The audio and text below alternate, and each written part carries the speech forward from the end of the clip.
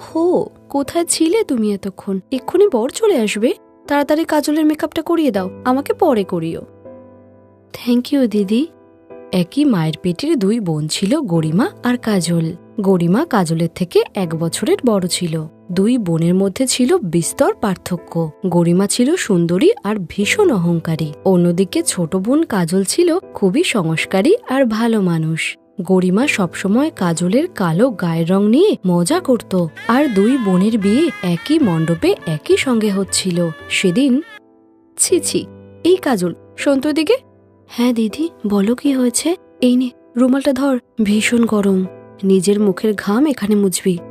Thank you দিদি, তুমি আমার কত খেয়াল রাখো। চুপ কর, তুই ঘেমে গেলে তোর সমস্ত মেকআপ উঠে যাবে, আর তাহলে তোকে কে বিয়ে করবে? আর সেই সঙ্গে আমার বিয়েতেও সমস্যা হবে। আসলে কাজল ভাবছিল যে শ্বশুরবাড়ি চলে যাওয়ার আগে দিদি তাকে ভালোবাসছে, কিন্তু না, শেষ মুহূর্ত পর্যন্ত গরিমা কাজলকে অপমানই করছিল। কিন্তু এইবার এই কথা গরিমার বর গৌরব আর কাজলের বর কিরণ শুনতে পেয়েছিল। আর গরিমার এই কথা শুনে গৌরবের হাসি পেলেও কাজলের বর কিরণের খুবই খারাপ লাগে, কিন্তু তাও সে চুপ করেই ছিল। আর বিয়ের পর দুই বোন নিজেদের শ্বশুরবাড়িতে চলে যায়। আর কাজলের শ্বশুরবাড়িতে, শোনো, বিয়ের দিন তোমার দিদির ওই কথাটা আমার কিন্তু খুব খারাপ লেগেছে। ও ও তো আমার সঙ্গে মজা করে, অমনই করে ও। না, আমার কিন্তু ওটা কিছুতেই মজা বলে মনে হয়নি। বিয়ে বাড়িতে এতগুলো লোকের সামনে ও কি করে তোমাকে নিয়ে মজা করতে পারে? আমার তো মনে হয় ইচ্ছা করেই তোমাকে ছোট করছিল। কিরণের এই কথা শুনে কাজল কেঁদে ফেলে, কারণ গরিমা সেই ছোট থেকেই কাজলকে এভাবেই অপমান করে। কিন্তু তাও কাজল খুশি ছিল, কারণ সে একজন বুদ্ধিমান আর ভালো মানুষকে তার স্বামী হিসাবে পেয়েছে। এরপর 1 বছর কেটে যায়। কাজল তার শ্বশুরবাড়িতে ভালোই ছিল। আর একদিন দুই বোন একই সঙ্গে বাপের বাড়িতে এলে, আরে কাজল, কেমন আছিস তুই? আমি ভালো আছি দিদি, তুমি কেমন আছো? হ্যাঁ, আমি একদম ঠিক আছি। আর বল, তোর সংসার কেমন চলছে? বর কেমন আছে? হ্যাঁ দিদি, ও খুব ভালো আছে, ও খুব ভালো মানুষ। আর তুমি বলো, জামাইবাবু কেমন আছেন? ও ওর তো ব্যাপারই আলাদা। সারাদিন আমার কথায় ওঠে আর বসে। যখন যা আনতে বলিস সেটাই নিয়ে আসে। এই দেখ না, দেখ, আমাদের প্রথম বিবাহবার্ষিকীতে আমার জন্য এই সোনার আংটি এনেছে। এই, তোর বর তোকে কি দিল? হ্যাঁ, আমার বড় আমাকে আংটি কিনে দিয়েছে। এই দেখো দিদি, দেখো, এই দেখো। রূপোর আংটি? সত্যি কাজল, তোর বর তোকে এই 200 টাকার আংটি পরিয়ে বোকা বানিয়ে দিয়েছে। আর তারপর তোর হাতটা দেখ, কালো আঙুলে রূপোর আংটি। কেমন লাগছে বলতো? সাদা কাপড় পরে কোনো কালো পেতনিকে যেমন লাগে, ঠিক তেমন।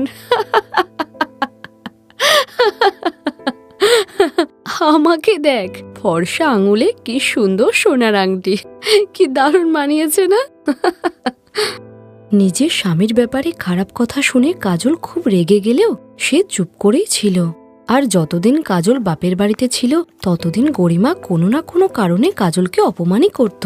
আসলে গরিমার বর ভালো একটা চাকরি করে বলে সে গরিমাকে একটা সোনার আংটি কিনে দিয়েছিল। যদিও কাজলের বর অতটাও বড়লোক ছিল না। আর কিছুদিন পর দুই বোনই তার শ্বশুরবাড়িতে ফিরে যায়। আর কাজলকে উদাস দেখে কিরণ জিজ্ঞাসা করে, কি হয়েছে কাজল? তুমি বাপের বাড়ি থেকে মন খারাপ করে কেন ফিরলে? কিছু হয়েছে কি? কিরণের এই কথা শুনে কাজল জোরে জোরে কাঁদতে থাকে। আর কাজলের মুখ থেকে সবটা শোনার পর কিরণের খুবই খারাপ লাগে। পরের দিন, কাজল, তুমি কোথায় কাজল?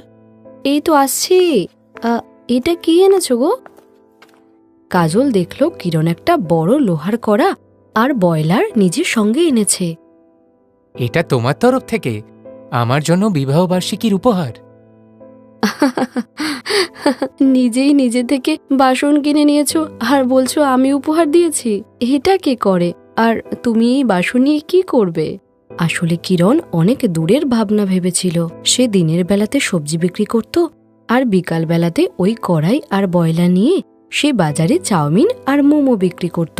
আর এভাবেই চলতে চলতে ধীরে ধীরে সবজির দোকানের থেকেও কিরণ বেশি টাকা ইনকাম করতে লাগলো চাউমিন আর মোমো বিক্রি করে। এরপর কাজলও কিরণকে সাহায্য করত। আর এখন তাদের আর্থিক অবস্থা অনেক ভালো হয়ে গিয়েছিল। এভাবেই 1 বছর কেটে যাওয়ার পরে দুজনের অ্যানিভার্সারির দিন সন্ধ্যাবেলাতে, কি গো, তুমি বাড়ি যাবে না? আমি যাব না ওখানে। সত্যি? তুমি প্রথম মেয়ে যে নিজের বাপের বাড়িতেও যেতে চাইছো না, তাও নিজের দিদির কারণে। না, তেমন কিছু নয়। আমি জানি সত্যিটা কি। আচ্ছা ছাড়ো, বিবাহবার্ষিকীর উপহারটা নেবে তো? আমি তো ভেবেছিলাম তুমি ভুলে গেছো। কি করে ভুলে যেতাম? এই দিনটার জন্য যে আমি সারা বছর পরিশ্রম করেছি। এবার চোখটা বন্ধ করে হাতটা আমার সামনে বাড়িয়ে দাও। এরপর কাজল চোখ বন্ধ করলেই কিরণ তার হাতে একটা আংটি পরিয়ে দেয়। আর চোখ খুলতেই কাজল একদম অবাক হয়ে যায়, কারণ কিরণ যে তার আঙুলে হীরের আংটি পরিয়েছিল। কি, এখন যাবে তো বাপের বাড়ি? হ্যাঁ গো, এবার তো নিশ্চয়ই যাব। এই বলে খুশিতে কাজল কিরণকে জড়িয়ে ধরে। আর পরের দিন কাজল বাপের বাড়ি গিয়ে দেখে গরিমা বসে আছে। আর সে কাজলকে দেখে বলে, আরে কাজল, কেমন আছিস তুই? আর তোর বর এবার তোকে কি দিল? সেই কালো আঙুলের উপর আংটি? হ্যাঁ দিদি, তুমি ঠিকই বলেছিলে। আমার কালো হাতে রূপোর আংটি ভালো লাগছিল না, তাই এবার দেখো না হীরের আংটিটা কেমন লাগছে, আমার এবারের অ্যানিভার্সারি গিফট।